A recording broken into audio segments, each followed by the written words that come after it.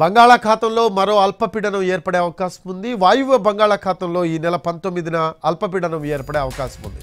దాని ప్రభావం వల్ల ఉత్తర కోస్తా, దక్షిణ కోస్తాలో వచ్చే 3 రోజులు మోస్తరు వర్షాలు పడే అవకాశం ఉందని విశాఖలోని వాతావరణ కేంద్రం తెలిపింది. 1-2 చోట్ల భారీ వర్షాలు కురిసే అవకాశం ఉంది. రాయలసీమలో కూడా మోస్తరు వానలు పడనున్నాయి. సముద్ర తీరం వెంబడి గంటకు 30 నుంచి 40 కిలోమీటర్ల వేగంతో గాలులు వీస్తాయని తెలిపింది వాతావరణ శాఖ.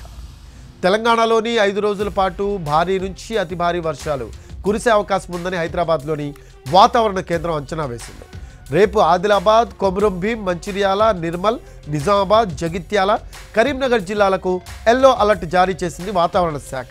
అలాగే పెద్దపల్లి, జయశంకర్ భూపాలపల్లి, ములుగు, భద్రాద్రి, కొత్తగూడెం, ఖమ్మం, జనగాం జిల్లాల్లో అక్కడక్కడ భారీ వర్షాలు కురుస్తాయని తెలిపింది. ఆ ప్రాంతాలకు ఎల్లో అలర్ట్ జారీ చేసింది.